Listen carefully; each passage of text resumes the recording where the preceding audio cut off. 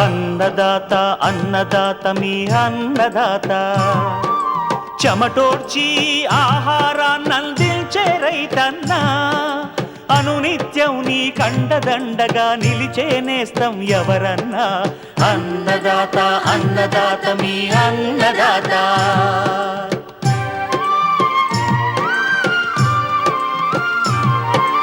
నూతన రీతుల సాగుబడికి నూరింతలు పెరిగే దిగుబడికి సూచనలిచ్చే సస్య రక్షణకు పశు పోషణకి శాస్త్ర విజ్ఞానం అందించి ముందుకు నడిపే తెలుగు రైతు భారతదేశానికి మకుటం అయ్యేలా తీర్చిదిద్దే ఆశయంతో మిమ్ము మేలు కొలిపేది అన్నదాత అన్నదాత అన్నదాత మీ అన్నదాత అన్నదాత అన్నదాత మీ అన్నదాత. అన్నదాత ప్రేక్షకులకు నమస్కారం. ఈనాటి ముఖ్యాంశాలు: ఆలుగడ్డ సాగులో విత్తే పనిని సులభతరం చేస్తున్న యంత్రాలు, బంతిపూల సాగులో యాజమాన్య పద్ధతులు, మేతలకు అనుబంధంగా అజొల్లా వాడకం, పెంపకంలో మెలకువలు, ఇంకా జై కిసాన్ వ్యవసాయ సమాచారం.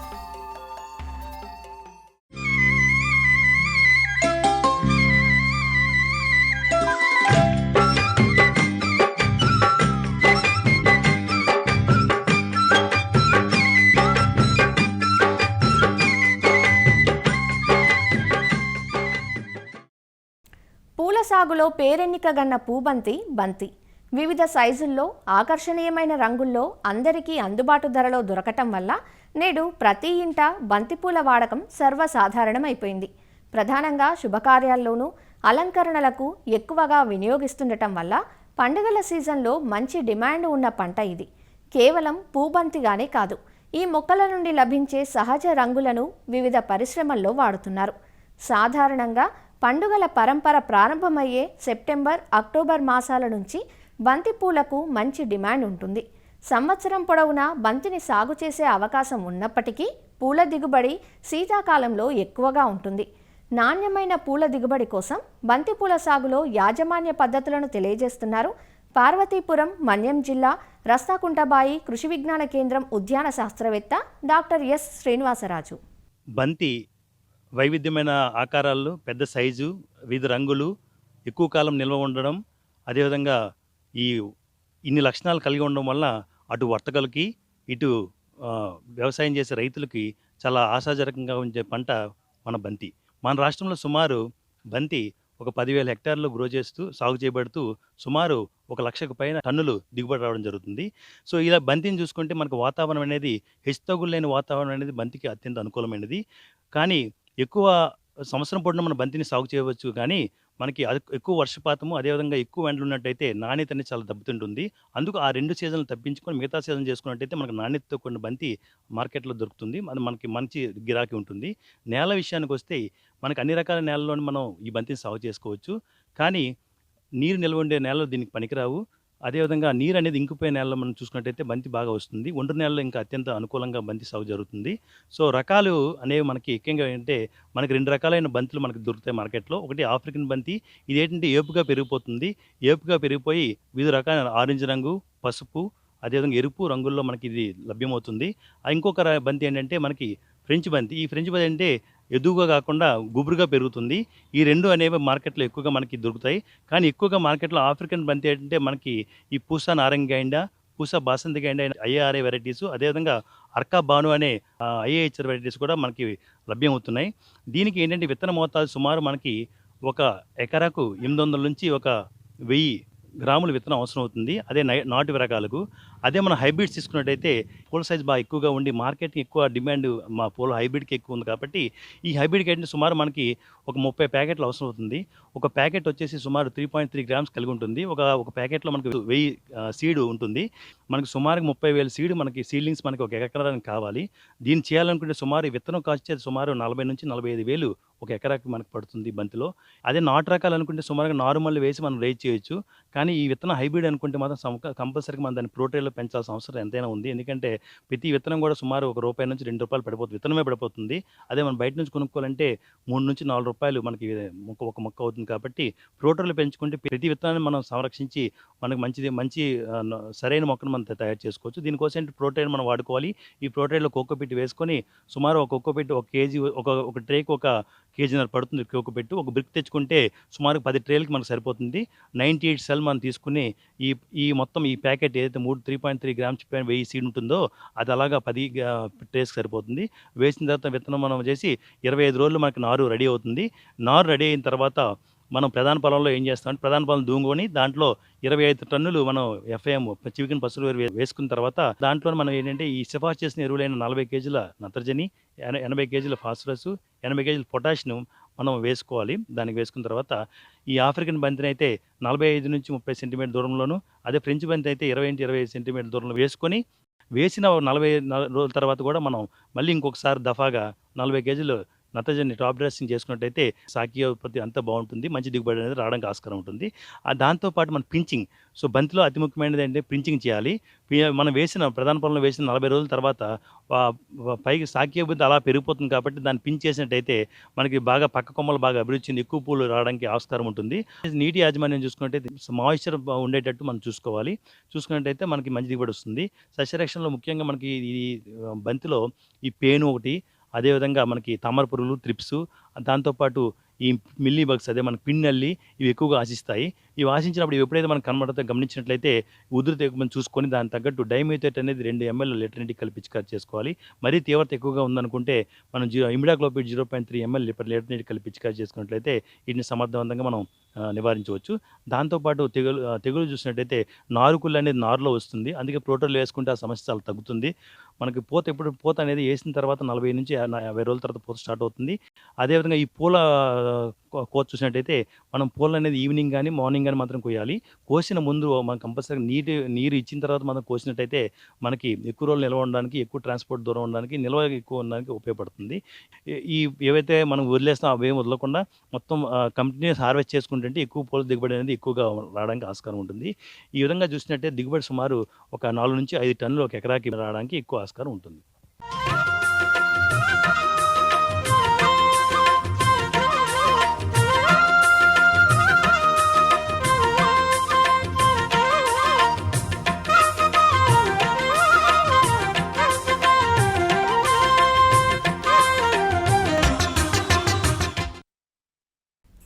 అటు పంటలకు ఎరువుగాను, ఇటు పశుగణాలకు మేతగాను ఉపయోగపడుతూ ఉభయతారకంగా ఉంటోన్న నాచు మొక్క అజొల్ల.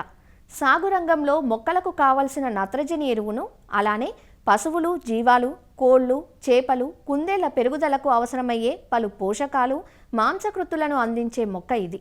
అజొల్లాను రైతుల పాలిట కల్పతరువుగా చెబుతారు. అజొల్లాను రైతులు ఇంటి వద్దనే సొంతంగా పెంచుకుంటూ పశుగణాలకు మేతగా వినియోగిస్తున్నారు.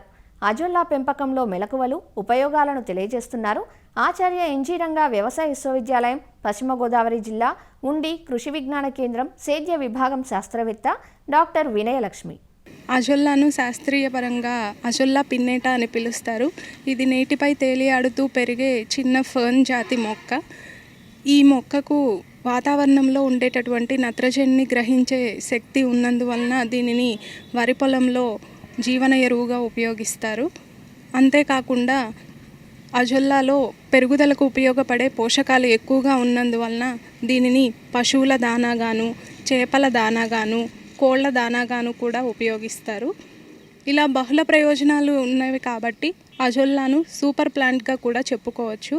రైతు స్థాయిలో అజొల్లాను పెంచుకోవడం ఎలాగా అంటే గనక ఇంటి దగ్గర ఖాళీ స్థలాల్లో కానీ, పెరటి తోటల్లో, పండ్ల తోటల్లో, కొబ్బరి తోటల్లో ఎక్కడైనా ఎత్తైన నీరు నిలవని స్థలాన్ని ఎంపిక చేసుకుని, చదును చేసుకుని 2.5 మీటర్ల పొడవు, 1.5 మీటర్ల వెడల్పు, 9 అంగుళాల లోతు ఉండేలాగా గుంతను తీసుకొని ఇటుకలతో కానీ లేదంటే సిమెంట్తో కానీ దానిని పిట్లాగా తయారు చేసుకోవాలి. 3x3 మీటర్ల సైజు గల పాలిథిన్ షీటును పిట్లో పరుచుకోవాలి. తరువాత 2 నుంచి 5 కేజీల 2 రోజులు ఆరినటువంటి పేడను మరియు 40 గ్రాముల సూపర్ ఫాస్ఫేట్ లేదా రాక్ ఫాస్ఫేట్ను 10 లీటర్ల నీటిలో కలుపుకొని ఈ ద్రావణాన్ని గుంతలో వేసుకోవాలి. తరువాత గుంతకు 10 నుంచి 15 సెంటీమీటర్ల వరకు నీటిని నింపుకోవాలి. ఆ తరువాత 1 కిలో అజొల్లా మదర్ కల్చర్ను గుంతలో నీటిపై తేలియాడేలాగా సమానంగా వేసుకోవాలి. ప్రతి 7 రోజులకు ఒకసారి ఈ అజొల్లాకు 10 గ్రాముల సూపర్ ఫాస్ఫేట్ మరియు 500 గ్రాముల పేడను కలుపుతూ ఉన్నట్లయితే కనుక అజొల్లా అనేది బాగా అభివృద్ధి చెందుతుంది. అంతేకాకుండా ప్రతి 10 రోజులకు ఒకసారి 25% నీటిని కనుక మారుస్తూ ఉన్నట్లయితే ఆరోగ్యవంతమైన అజొల్లాను మనం పెంచుకోవచ్చు. 6 నెలలకు ఒకసారి గుంత మొత్తాన్ని శుభ్రపరిచి మరలా యథావిధిగా పేడ మరియు సూపర్ ఫాస్ఫేట్ ద్రావణాన్ని కలిపివేసి నీటిని నింపుకొని మరలా ఆ గుంతను అజొల్లా వాడకానికి ఉపయోగించుకోవచ్చు. అయితే అజొల్లా పెంపకంలో తీసుకోవాల్సినటువంటి జాగ్రత్తలు ఏమిటి అనగా ఉష్ణోగ్రత అనేది 20 నుంచి 28 డిగ్రీల సెంటీగ్రేడ్ ఉండేలాగా చూసుకోవాలి. సూర్యరశ్మి నేరుగా మొక్కపైన పడకుండా పందిరి లేదా షేడ్ నెట్ను ఏర్పాటు చేసుకోవాలి. నీటి యొక్క ఆమ్లత్వం అనేది 5 నుంచి 7.5 మధ్యలో ఉండేలాగా చూసుకోవాలి. పెరిగినటువంటి అజొల్లాను ఎప్పటికప్పుడు తీసుకొని ఉపయోగించుకోవాలి. లేనట్లయితే అజొల్లా పెరిగి ఎక్కువై జబ్బులు సోకే అవకాశం ఉంటుంది. జబ్బులు సోకిన గుంతను నీటిగా శుభ్రపరుచుకొని తరువాత మాత్రమే మరలా అజొల్లా పెంపకానికి ఉపయోగించుకోవాలి. ఈ అజొల్లాలో పెరుగుదలకు ఉపయోగపడేటటువంటి మాంసకృత్తులు, ఖనిజ లవణాలు, పీచు పదార్థం, విటమిన్లు, కెరోటినాయిడ్స్ అన్నీ ఎక్కువగా ఉండడం వలన దీనిని పశువుల దానాగా ఉపయోగిస్తారు. నీటిలో తేలియాడుతున్న ఈ అజొల్లాను ప్లాస్టిక్ జల్లెడతో బయటికి తీసి 2 నుంచి 3 సార్లు మంచినీటితో కడిగినట్లయితే పేడ వాసన కొంతవరకు తగ్గుతుంది. ఎంత కడిగినప్పటికీ ఎంతో కొంత పేడ వాసన ఉంటుంది కాబట్టి జీవాలు ఈ మేతను తీసుకోవడానికి అంతగా ఇష్టపెట్టుకోవు. కాబట్టి ఈ జీవాలకి ఈ అజొల్లాను అలవాటు చేయడం కోసం ముందుగా కొంత దానాలో అజొల్లాను కూడా కలిపి అలవాటు చేసినట్లయితే కొన్ని రోజులు ఆ తరువాత మనం మొత్తంగా అజొల్లాను దానాగా పశువులకు ఉపయోగించవచ్చు. దీనివలన పశువుల పాలలో వెన్న శాతం అనేది పెరగడానికి అవకాశం ఉంటుంది. అంతేకాక దానాకు పెట్టే ఖర్చు కూడా చాలా వరకు తగ్గుతుంది. దాని ద్వారా రైతులు ఆదాయాన్ని ఎక్కువగా పొందడానికి అవకాశం ఉంటుంది. కోళ్ల పరిశ్రమలో దానాకు ఎక్కువగా ఖర్చు అవుతుంది కాబట్టి అజొల్లా పెంపకం అనేది చాలా తక్కువ ఖర్చుతో కూడుకున్న పని కాబట్టి ఎక్కువ పోషకాలు మనం తక్కువ ఖర్చుతో అందచేయడానికి అవకాశం ఉంటుంది. కాబట్టి రైతులందరూ సులభమైన పద్ధతి కాబట్టి తక్కువ ఖర్చుతో పెంచే అజొల్లాను విరివిగా పెంచుకొని ఉపయోగించుకొని ఖర్చు తగ్గించుకొని ఎక్కువ ఆదాయాన్ని పొందగలరని ఆశిస్తున్నాము. వ్యవసాయ రంగంలో యంత్ర పరికరాలు రైతుకు అండగా నిలుస్తున్నాయి. సాగులో విత్తు నుంచి కోత వరకు వివిధ రకాల యంత్రాలు నేడు రైతులకు అందుబాటులో ఉన్నాయి. వాటి వల్ల సమయం, ఖర్చు ఆదా అవుతుంది. తెలంగాణలోని జహీరాబాద్ ప్రాంతం ఆలు సాగుకు పెట్టింది పేరు. అయితే ఆలుగడ్డ విత్తేందుకు సకాలంలో కూలీలు దొరికినా ఎక్కువ సమయం పట్టడంతో రైతులు ఇబ్బంది పడేవారు. తాజాగా కూలీల కొరతను అధిగమించేందుకు ఆలు విత్తే యంత్ర పరికరాన్ని వాడుకలోకి తెచ్చుకున్నారు ఇక్కడి రైతులు. దీంతో తక్కువ సమయంలో ఎక్కువ విస్తీర్ణంలో ఆలు విత్తే పనులను పూర్తి చేసుకుంటున్నామంటున్నారు వీరు.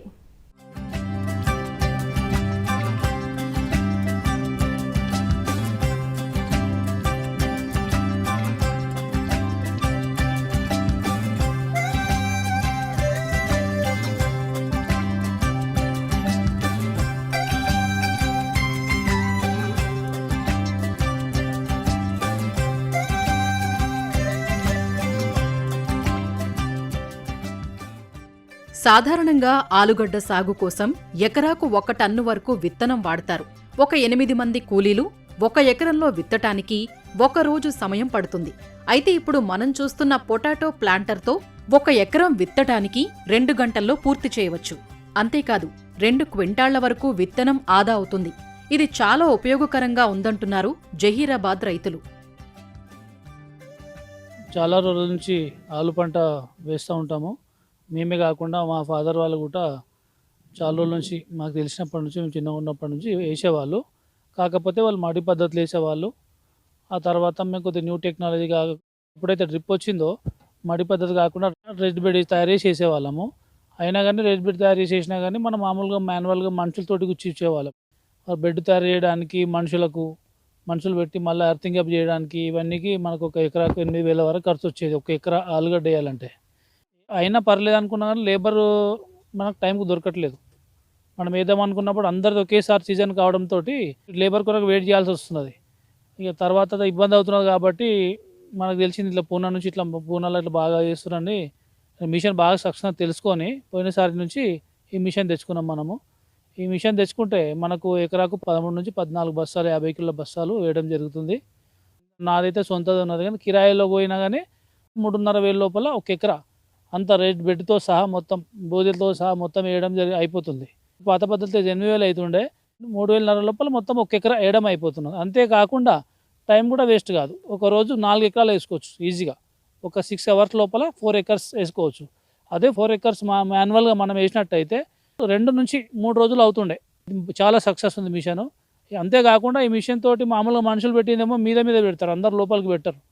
మనకు పచ్చగడ్డ ఎక్కువ వచ్చేస్తుండే, ఒక 10% పచ్చగడ్డ వచ్చేస్తుండే. పచ్చగడ్డ మనకి ఏం పనికిరాదు మార్కెట్లో. అదంతా తీసి ఒరలకు పోయడం వల్ల మనకు వేస్ట్ అయిపోతుండే. ఇప్పుడు ఈ పద్ధతిలో అయితే మన గడ్డలో కనీసం 6 ఇంచుల లోపల పడుతుంది. పచ్చగడ్డ అయ్యే ఆస్కారమే లేదు అసలు. ఉన్న ఎన్ని గడ్డలు ఉన్నా అన్నీ కూడా మంచిగా మన క్వాలిటీ గడ్డలు ఉంటాయి. ప్రతిది కూడా మనకు పనికిచ్చే గడ్డలు ఉంటుంది. మన పడేసే గడ్డ పచ్చగడ్డల్లో ఒకటి కూడా ఉండదు. గడ్డ యొక్క లోపల పెట్టకుండా లేబర్ కాబట్టి అర్థింగ్ అప్ కూడా చేస్తుంటే దీంతో ఎలాంటి అర్థింగ్ అప్ కూడా అవసరం లేదు. మనకు ఒక్కసారి వేసినామంటే డ్రిప్ వేయడం, వాటర్ పెట్టడం, అవసరమైతే ఒక గడ్డి మందు కొట్టుకుంటాం మనం. అసలు కలుపు కూడా అవసరం లేదు ఆలుగడ్డకి అయితే. అసలు 80 డేస్ నుంచి 90 డేస్ లోపల తీయడమే, మార్కెట్కి పంపడమే. నాకు ఇది వచ్చేసి కాస్ట్ 1,25,000 పడ్డది. కాస్ట్ వచ్చేసి తీయడం కూడా ఎడ్ల నాగలతోటి దున్నడము, పబ్లిక్ ఏరడము అట్లా చేయడం జరుగుతుండే. అంటే ఏరడం అంటే ఇప్పుడు కూడా పబ్లికే ఉంటున్నారు కానీ దున్నడం ఎడ్ల నాగాలంటే ఎడ్ల టైంకు దొరకదు. ఒక ఊళ్ళో వెతికినట్టయితే ఒకటి నుంచి 2 ఎడ్ల నాగాలకి లెక్క పడుతుండకొచ్చి దానికి ఫుల్ కాంపిటీషన్. వాడు టైంకు రాడు. 2,000, 3,000 ఈ పొద్దుసారి రేపొస్తారు అంటే ఆలుగడ్డ పంట ఎట్లుంటుంది అంటే 80 నుంచి 90 రోజుల మధ్యలో తీయాలి కంపల్సరీ. ఒకవేళ మనం తీయలేదు అనుకోండి భూమిలో గడ్డ పలిగిపోయే పరిస్థితి ఉంటుంది, కుళ్ళిపోయే పరిస్థితి ఉంటుంది. ఆ పురుగు కూడా తింటుంది ఎక్కువ రోజులు అవుతుంటాయి.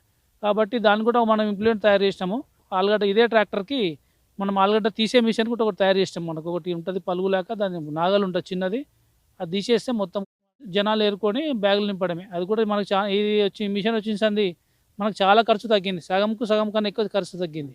ఈ పద్ధతి మార్కెట్లో చాలా బాగుంది. దీన్ని రైతులు కూడా అందరూ సద్వినియోగం చేసుకుంటే బాగుంటుందని అనుకుంటున్నాను. పాత పద్ధతులనేమో చేతులతో వేసేవాళ్ళము. మంచిగా రాకుండే, పెట్టడానికి కూడా రాకుండే, ఎరువేయని కూడా కరెక్ట్ రాకుండే. ఇప్పుడు మిషన్ వచ్చిన తర్వాత మంచిగానే అయింది. మిషన్ వాడుకుంటున్నాము. చాలా బాగున్నది మిషన్. బ్యాగ్ 300 దాకా తీసుకుంటున్నారు.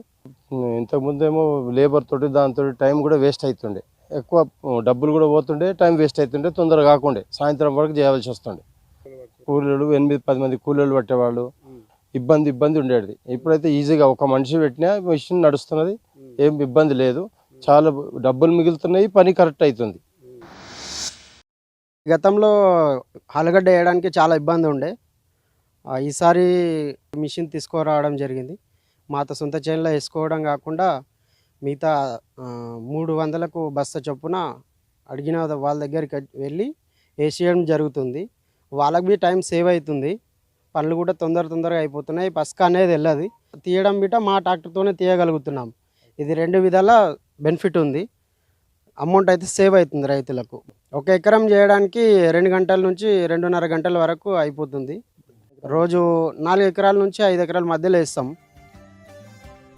ఆలుగడ్డ సాగులో ఆది నుంచి యాజమాన్య పద్ధతులు పాటిస్తే ఎకరాకు 15 టన్నుల వరకు అత్యధిక దిగుబడులు పొందే అవకాశం ఉంది.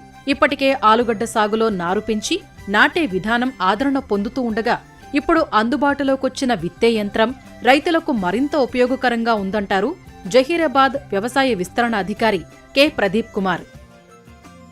ఇక్కడ మా జహీరాబాద్ ప్రాంతం లోపల ప్రతి సంవత్సరము సెప్టెంబర్, అక్టోబర్ సమయం లోపల ఆలుగడ్డ సాగు అనేది మొదలు పెడతారు. గత 10 సంవత్సరాల క్రితం నుంచి చూస్తే మామూలుగా మహిళా కూలీలతోటి విత్తనం అనేది విత్తడం జరుగుతుండే. దాంట్లో శ్రమతో కూడుకున్న పని అనేది ఉంటుండే. అయితే గత 2 సంవత్సరాల నుంచి ఈ పొటాటో ప్లాంటర్ అనే మిషను ఇక్కడ ఉన్న వ్యవసాయక రైతులు మహారాష్ట్రలోని పూనా ప్రాంతంకి వెళ్ళి ఈ యొక్క పొటాటో ప్లాంటర్ విత్తనాన్ని మిషన్ని తీసుకురావడం జరిగింది. ప్రజెంట్ అయితే దీని ధర వచ్చేసి 1,25,000 నుంచి 35,000 వరకు ఉన్నది.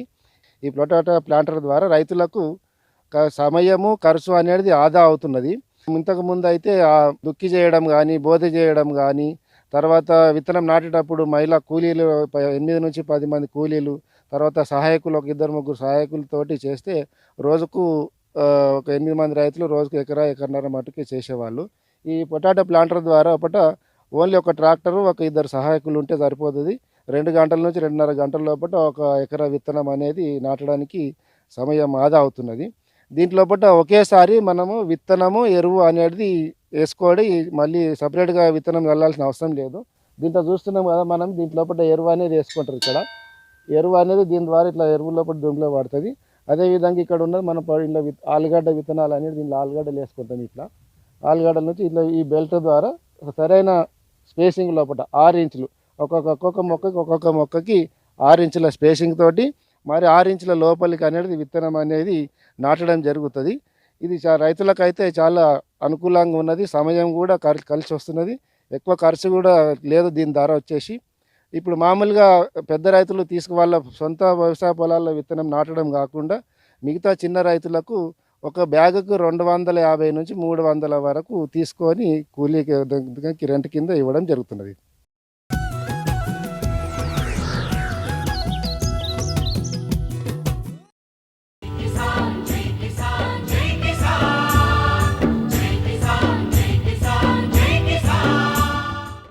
వ్యవసాయ సమాచారం ఇప్పుడు జై కిసాన్లో చూద్దాం. రైతులు పండించిన పంటను సరైన ఆరుదల వచ్చే వరకు ఆరబెట్టి ధర ఉన్నప్పుడు అమ్ముకునేందుకు వీలుగా నెల్లూరు జిల్లాలో బహుళ ప్రయోజక గోదాములను ఏర్పాటు చేసినట్లు జిల్లా సహకార శాఖ అధికారి సుధాభారతి తెలిపారు. మొదటి విడతలో 43 బహుళ ప్రయోజక గోదాములు 20 కోట్ల రూపాయలతో నిర్మించడం జరిగిందన్నారు. గోదాములకు సంబంధించి సమీప రైతు భరోసా కేంద్రాల్లో ఉన్న సిబ్బందిని అడిగి వివరాలు తెలుసుకోవాలన్నారు. ప్రతి రైతు తప్పనిసరిగా ఈ అవకాశాన్ని సద్వినియోగం చేసుకోవాలన్నారు. గోదాముల నిర్మాణానికి సంబంధించి ప్రభుత్వం వారు ఒక్కొక్క గోడము 44,500 మెట్రిక్ టన్నులు, 1000 మెట్రిక్ టన్నులకు 70 లక్షల రూపాయలు ఖర్చు పెట్టడం జరిగింది. మొదటి విడతలో మనకు నెల్లూరు జిల్లాకు సంబంధించి 20 కోట్లు, రెండవ దశకు సంబంధించి 10 కోట్ల రూపాయల వ్యయం ప్రభుత్వం చేయడం జరిగింది. 43 గోదాములు వాటి నిర్మాణాన్ని పూర్తి చేసుకొని ఈరోజు రైతులకి అందుబాటులో ఉన్నాయి. ఎక్కడైతే ఉన్నాయో, ఏ మండలం అయితే ఉన్నాయో ఆ గోదాములకు సంబంధించినటువంటి సమాచారం అక్కడ ఉండేటువంటి ఆర్బీకేలలో ప్రచురించడం జరిగింది. మొదటి దశలో 43 గోదాములని పూర్తిగా కళ్ళంతో సహా నిర్మించడం జరిగింది. రైతులు వాళ్ళ ధాన్యాన్ని ఈ గోదాముల్లో వాళ్ళ నిల్వ చేసుకుని వాళ్ళ ధాన్యాన్ని ఈ 2-3 నెలలు గడిచిన తర్వాత వాళ్ళు అమ్ముకున్నట్టయితే చాలా మంచి లాభం రైతులకు వచ్చే అవకాశం ఉంది. రెండవ దశలో కూడా గోదాముల నిర్మాణం చేపట్టడం జరుగుతుంది. వీటిల్లో మన జిల్లాకు సంబంధించి 21 గోదాములు శాంక్షన్ అవ్వడం జరిగింది. సివిల్ సప్లైస్ వాళ్ళు కానివ్వండి, హౌసింగ్ వాళ్ళు కానివ్వండి, ఎవరికైనా ఇవ్వచ్చు. ముఖ్యంగా ముందు రైతులకే ఇది ప్రాధాన్యత ఇవ్వడం జరుగుతుంది. రాగి పండే దగ్గర రాగి, ధాన్యం పండే దగ్గర ధాన్యం, శనగలు అన్నీ కూడా దీంట్లో నిల్వ చేసుకునేదానికి అవకాశం ఉంది. మరిన్ని విభిన్న అంశాలతో రేపటి అన్నదాతలో మళ్ళీ కలుసుకుందాం. అంతవరకు సెలవు. నమస్కారం. అన్నదాతలు తమ సందేహాలు, సమస్యలను 1800-425-4085 టోల్ ఫ్రీ నెంబర్లో ఉదయం 10 గంటల నుంచి 11 గంటల మధ్య పని దినాల్లో సంప్రదించగలరు. ఈ కార్యక్రమాన్ని యూట్యూబ్లో www.youtube.com/annadaata ETV లింక్ ద్వారా వీక్షించవచ్చు.